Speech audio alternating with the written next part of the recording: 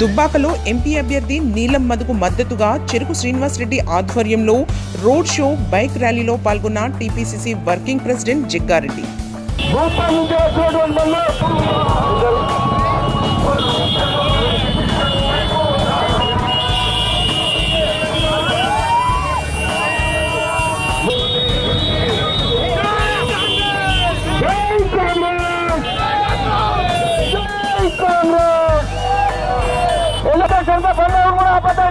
ముంగడి గడిపోవాలి అన్న, దయచేసి బల్లూరు రావాలండి. లెఫ్ట్ వెళ్ళిపోవాలి.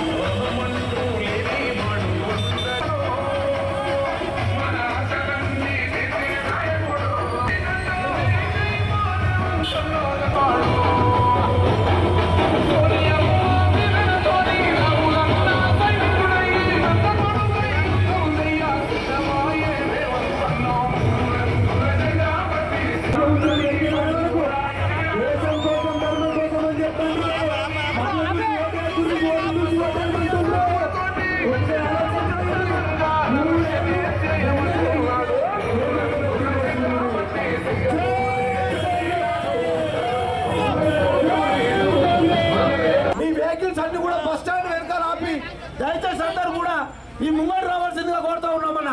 ప్లీజ్ దయచేసి అందరూ కూడా ముంగడు.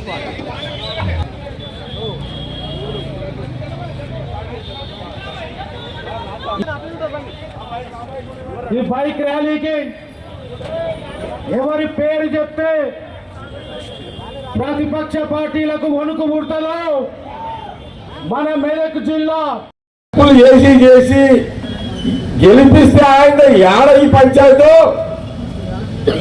ఇప్పుడు ప్రశాంతంగా 5 ఏళ్ళ వాడు కూడా కాంగ్రెస్ కొట్టుకుంటారు అనే లెక్కల ప్రశాంతంగా ఉన్నాడు ఆయన. ఇది వాస్తవా కాదా? నిజమే కదా. మనమేమి కాంగ్రెస్ కదా ఏదో కేసీఆర్ తిట్టాలో తిట్టలే. ఇది వాస్తవం కాబట్టి మీకు చెప్తున్నా.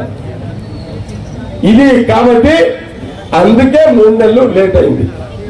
అందుకే కేసీఆర్ అందుకే రేవంత్ రెడ్డి ముఖ్యమంత్రి గారు ఆగస్టు 15 లోపల రైతు రుణమాఫీ చేస్తా అని చాలా స్పష్టంగా చెప్పిండు.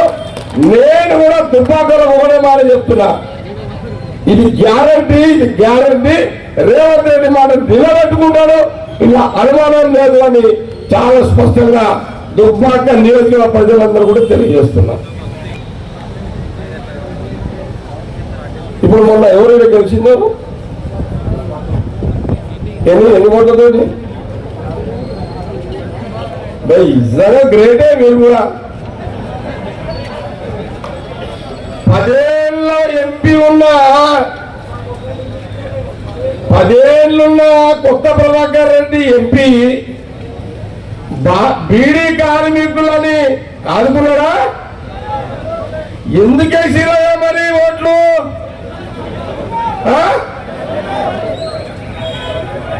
ఓటుకు 2000. మీరు ఇట్లయితే ఎట్లా బాగుపడతాయి మీ బతుకులు?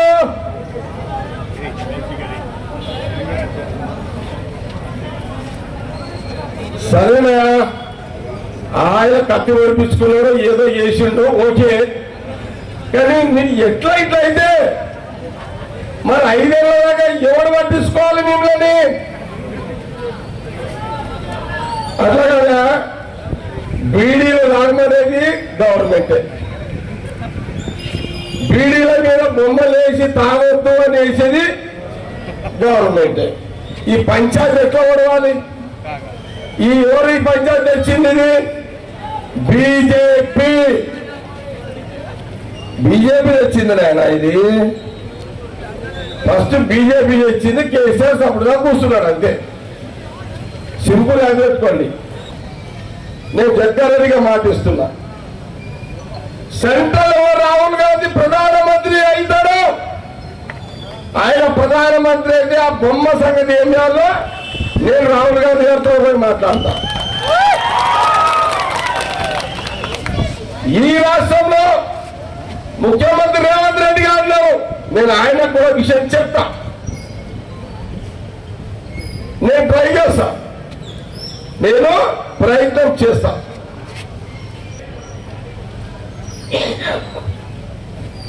సరే, ఎమ్మెల్యేని మీరు ఆయన గెలిపించుకున్నారు. ఈ 5 ఏళ్ళు ఏం చేస్తారో చెప్పగలుగుతారా? ఎవరు చేయాలి 5 ఏళ్ళు? ఇప్పుడు శ్రీనివాస్ రెడ్డి చేయాలి. ఇప్పుడు ఇన్ఛార్జ్ ఎవరు?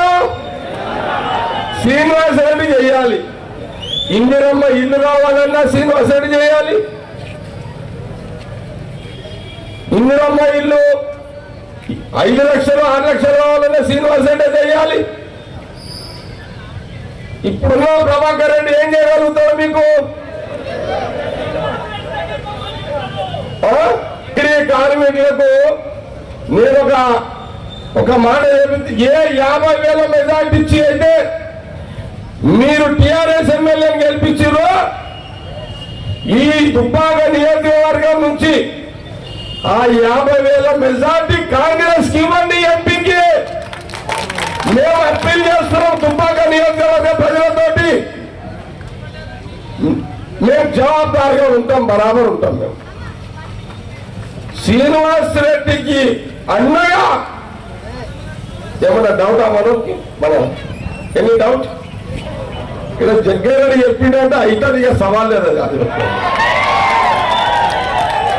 విన్నారా? హరీష్ రావు రాదు, కేసీఆర్ ఇప్పుడు ఏం చెయ్యలేడు, రేవంత్ రెడ్డి ముఖ్యమంత్రి చేస్తాడు. శ్రీనివాస్ రెడ్డి తోలుకోపోయి నేను అక్కడ కూర్చుంటా, నేను చేపిస్తా. ఎప్పుడు బీఆర్ఎస్ మీద 50,000 ఓట్లు కాంగ్రెస్ కి మీరు నీళ్ళ మొదటి ఎంపీ చేపిస్తే నేను మీకు మాటిస్తున్నా. నేను జగ్గారెడ్డి కాంగ్రెస్ పార్టీ నాయకుడుగా మీ అందరికి మాటిస్తున్నా. అన్ని గ్రామాల ప్రజలకు చెప్పండి. ఇప్పుడు శ్రీనివాస్ రెడ్డికి ముఖం ఉండాలి కదా అడగనికి. మరి ఉండాలంటే దుబ్బాక ప్రజలు ఏం చేయాలి? ఇస్తేనే కదా ఆయన అడుగుతాడు. ఈయనపోతే ఎట్లా అడుగుతాడు శ్రీనివాస్ రెడ్డి? మీరు 50,000 మెజార్టీ కాంగ్రెస్ ఎంపీ నీలం మధుకి మీరు మెజార్టీ ఇస్తే శ్రీనివాస్ రెడ్డి అడుగుతాడు. శ్రీనివాస్ రెడ్డి మనమే జగ్గారెడ్డి నిలబడతాడు. ఈ మధ్యలో పోలీసులు అంటే పోలీసులు సుర్రు అంటుంటుంది లోపల కాదు. నేను ఏగో మంచి మంచి ఎస్పీలనే వంగబెట్టి వచ్చిన నేను బేబీకర్లో వీళ్ళకు బెదిరింపులకు పోయటం కాదు నా సంగతి తెల్లదిళ్ళకి ఇప్పటిలకు పోలీసులకు ఏం లేని కాలంలో కొట్లాడొచ్చినాను కానీ విన్నారా? ఏం చేయలేదు. జగ్గారెడ్డి రాజు పెట్టుకోండి. నేను నా జోలికి వస్తే ఇంకా డేంజర్ నేను మరి ఇంకా అయితే ఇలాంటి చెప్తా. ఈ ఎలక్షన్లో ఒక తమాషా జరుగుతున్నది. కొంతమంది పోలీసు వాళ్ళు క్యాండిడేట్ అండర్స్టాండింగ్ అవుతున్నట్టున్నారు. వీళ్ళు పోయి దాడి చేయడము, వాళ్ళు వీళ్ళని అటాక్ చేయడము, సోషల్ మీడియాలో వైరల్ చేయడము. అర్థమైందా? లేకపోతే మీరు పోలీస్ కానిస్టేబుల్ పట్టుకొని కొట్టిపించుకోండి మీరు కూడా. ఇవన్నీ వాస్తవాలే. విన్నారా? గతంలో పోలీసులు నాకు తెలుసు, దుబ్బాక సిద్దిపేట ఏరియాలో బాగా పోలీసు కొంత అధికారులు ఒకరిద్దరు సీఎలు బాగా సతాయించారు మీరు. అవునా కదా? రాత్రిపూట తీసుకొని కూర్చుని పెట్టుడు ఇదే కదా వాళ్ళు చేసింది. ఆ కొందరు పోలీస్ అధికారులు లేకపోతే బీఆర్ఎస్ నాయకులకు అంత ధైర్యం ఎక్కడిది ఉందా? ఆ ధైర్యం ఉందా వాళ్ళకు? అంత దమ్ముందా? అధికారం లేకపోయినా కాంగ్రెస్ పార్టీకి దమ్ముంది, ధైర్యం ఉంది, శక్తి ఉంది. ఎవరికి చెంకేది కాదు ఈ బ్లడ్ కాంగ్రెస్ పార్టీని. విన్నారా? ఈ 4 ఏ పోలీసు వాడు మీరు నమ్ముట్టుకోండి, బేఫికర్ ఉన్నది. ఓకేనా? ఇది గ్యారంటీ ఇస్తున్నాం మీకు. ఇక ఈ 5 ఏళ్ళు మనం పవర్లు ఉంటాం, ఇంకొక 5 ఏళ్ళు మనం పవర్లు ఉంటాం. కానీ టిఆర్ఎస్ వాని కొరకు వీని గుచ్చు వీనికి గీకు ఇది మనం చెప్పం. పోలీసుల పని పోలీసులు చేసుకోవాలి, ప్రజల పని ప్రజలు చేసుకోవాలి, నాయకుల పని నాయకులు చేసుకోవాలి. మన కాంగ్రెస్, మన రాహుల్ గాంధీ, సోనియా గాంధీ సాంప్రదాయం కాదు. విన్నారా? కాబట్టి ఈ 4.5 ఏళ్ళు వచ్చే 5 ఏళ్ళు మనం గవర్నమెంట్ ఉండడానికి మేము అప్పటికి మన ప్రజలు ఎట్లా ఒప్పాలో మళ్ళీ ఒప్పించుకుందాం. మన గవర్నమెంట్ లో పోలీసులతో హరాస్మెంట్ ఎవరికి ఉండదు. ఇది కాంగ్రెస్ పార్టీ సిద్ధాంతం. ఇప్పుడు మీకు స్పందిస్తారు పక్క. ఓకేనా? లేదా ముఖ్యమంత్రి అక్కడ రేవంత్ రెడ్డి చూసుకుంటాడు కథ అంతా. అర్థమైంది కదా? ఇప్పుడు ఫోన్ టాపిక్ చూస్తున్నా మీరు ఏం చూస్తున్నారు చెప్పండి నాకు. రాధాకిషన్ ఉన్నాడు. ఎవరు? ఏది పరిస్థితి?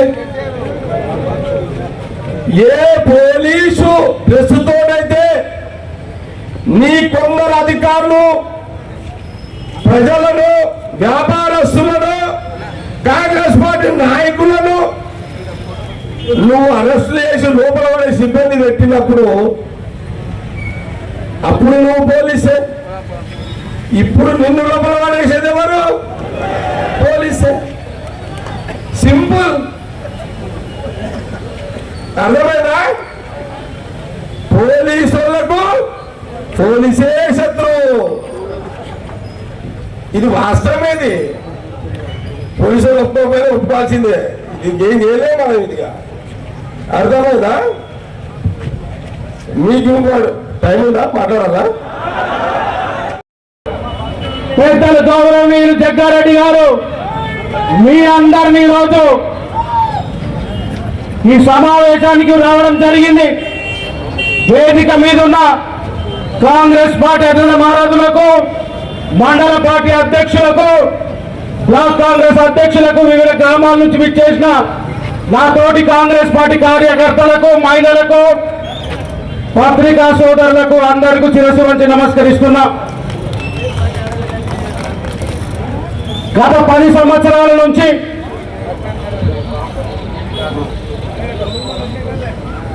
మొన్న హరీష్ రావు అంటాడు సిద్దిపేటకు వచ్చే కాలేజు కోడంగల్ పోయిందంటాడు.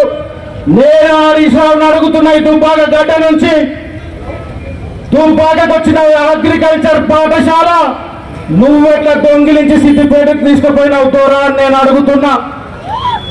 బస్సుకు ఒక డిఎం లేడు, నీ డిఎంఏ ఇన్ఛార్జ్ పెట్టినావు, నీ డిపోల నష్టాలు మా డిపోకి తీసుకొచ్చి డిపో నడవట్లేదని చెప్పి బస్సులు తగ్గించిన ఘనత మీది. సిద్దిపేటలో పెట్టుకున్నారు తప్ప మన ప్రాంతానికి అభివృద్ధి చేయలే. నేను ఇదే గడ్డ బస్ స్టాండ్ గడ్డ నుంచి అడుగుతున్నా, ఆ రోజు ముత్తంరెడ్డి గారు కట్టిన డివైడర్లే ఉన్నాయి తప్ప ఇప్పటి వరకు ఒక డివైడర్ కట్టింది లేదు, 4 లేన్లు లేవు. సిద్దిపేట చెత్త మన దుబ్బాక నియోజకవర్గంలో తోట మండలంలో వేస్తాడు. సిద్దిపేట రోజు వచ్చే చెత్త దుబ్బాక నియోజకవర్గం వేస్తాడు. ఇక్కడ గెలిచిన ఎంపీ మళ్ళా ఇప్పుడు శాసనసభ్యుడు అయ్యిండు. ఇక ఇప్పుడున్న వెంకటరామరెడ్డి ఏమంటున్నట, ప్రభాకర్ రెడ్డి 1000 రూపాయలు ఇచ్చి ఓట్లు కొనుక్కున్నాడు, నేను 1500 ఇచ్చి ఓట్లు కొనుక్కుంటా అంటున్నాడు Venkatarama Reddy. Thanks for watching NV News. Please like, share, and don't forget to comment. Please subscribe our channel and press bell icon.